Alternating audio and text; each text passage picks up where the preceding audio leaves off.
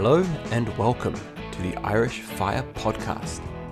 I'm your host, Michael Houghton. I'm an entrepreneur, investor, and financial independence enthusiast, sharing my financial freedom journey. Stay tuned and welcome aboard.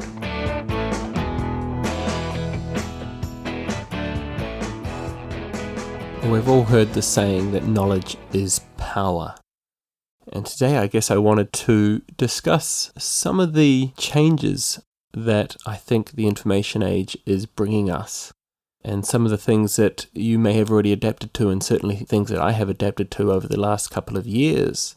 But I think the signs that we're in the information age is now clearer than it probably ever has been before. I mean, you look at YouTubers, bloggers, influencers, podcasters, freelancers.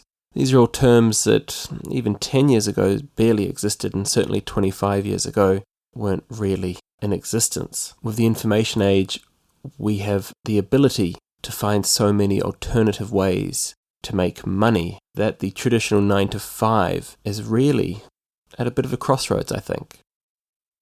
And this is something that I've mentioned before, that when I cut down to part-time hours back in September last year, it was a real challenge for me to get over the fact that I was so used to, and I guess ingrained in me, to work 8 hours a day, that working anything less, it felt like a little bit of a sin.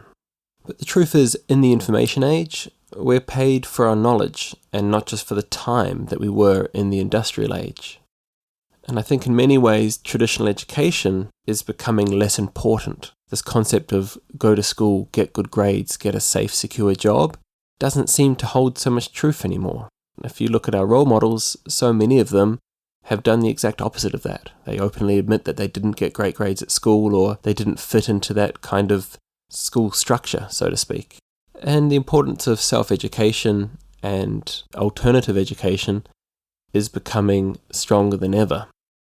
In the freelancing world, it's known as meta skills, and the ability to learn and self-learn is actually more important than the knowledge that you actually have.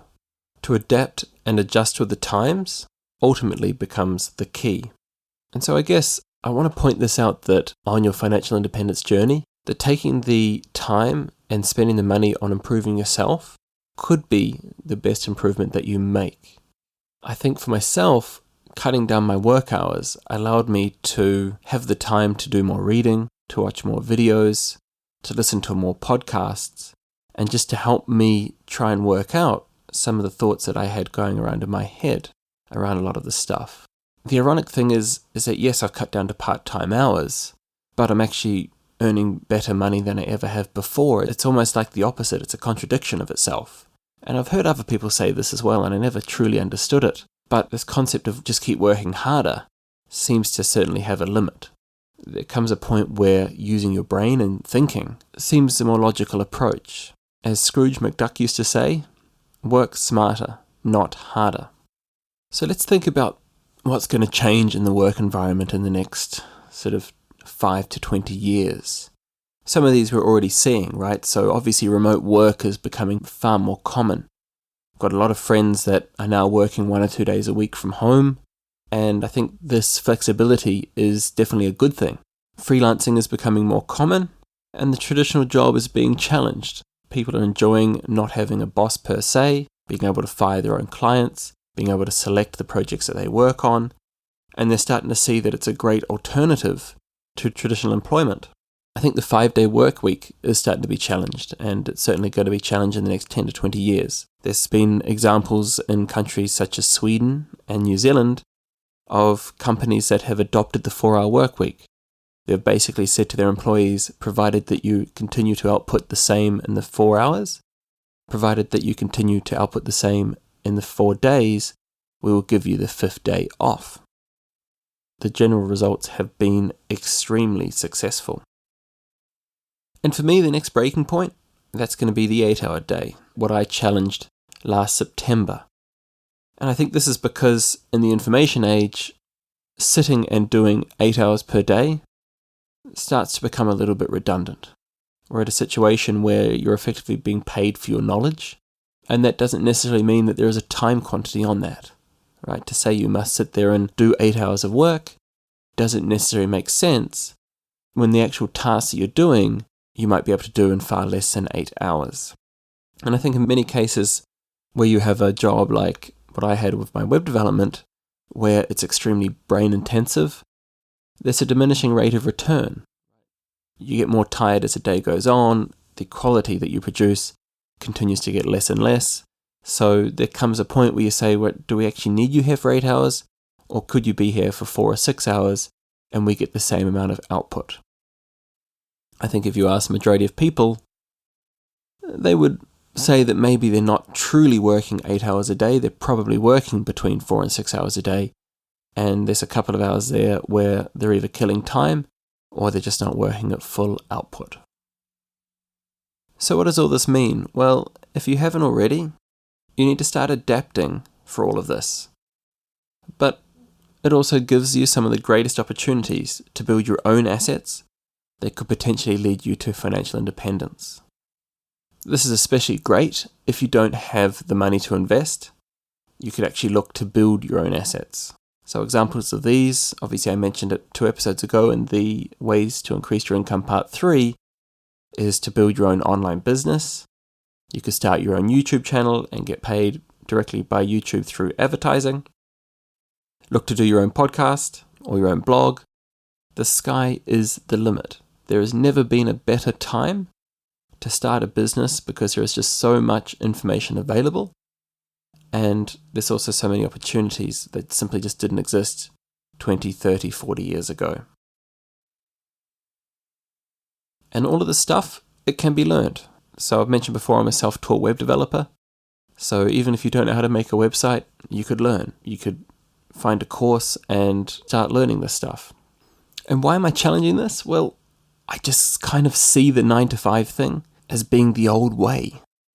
I get it from the employer's point of view, right? To have somebody there for 48 weeks of the year coming in, guaranteed when they come in and when they leave, it's a no-brainer. But for the person signing up for it, and I know it's a means to an end. I mean, I understand it. We've all got bills to pay and so on.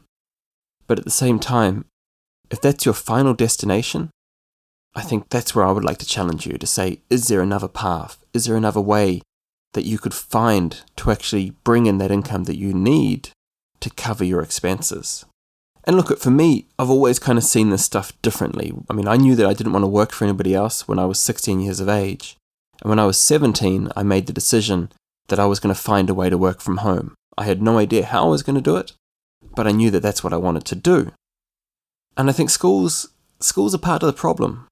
In Robert Kiyosaki's latest book, Fake, he actually comes out and says that schools purposely don't teach financial education.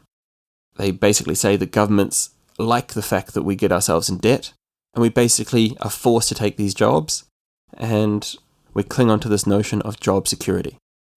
Now look, it's a fairly extreme view, but at the same time there might be some truth in that. But my challenge to you is this: there is no excuse to not do something to get yourself out of the rat race. And even if you don't have any money, educate yourself, learn something, watch a YouTube video, read a book, do something to put yourself in the path of financial independence. Track your expenses, start saving some money somewhere. There's so many different ways to get started. And I look at my own portfolio now, just under €65,000. I started my first investment in April of 2018. That was my first major investment. Up until that point, everything else had just been managing my expenses, learning about investing, learning about and studying other people that had become financially independent. So it wasn't like I've been doing this for that many years that I'm that far ahead. I'm less than 18 months ahead if you haven't even started investing today. But once I got a taste for it, and once I realized that yes, this could be possible, I just kept going. And that's why if you look at the differences in my portfolio, you'll see it's constantly increasing month after month as I get more and more into it. It's becoming more of a habit. So I guess I just don't want you to go, I'm too old, it's too late, I've missed my opportunity. Because it doesn't matter where you're at. You're only as old as you feel, you're only as young as you feel. And I think that all of us, no matter what our situation, can find some way to make that first step to actually changing the way that we bring our income in. And this is particularly the case if the majority of your income is coming through a salary. So I just wanted to throw this out there. It's just a little bit of an idea that I've been pondering in my own head recently, and I wanted to, get it released and put out to the world. This is going to tie into an episode that I'm hoping to release in the next week, which is related to, is financial independence a journey or a destination? I hope you enjoyed today's episode. If you're a big fan of the show, why not become an Irish Fire Podcast member for free? Members receive access to inside information that isn't shared on the podcast, as well as regular updates such as the monthly newsletter. To become a member, visit www.firepodcast.ie.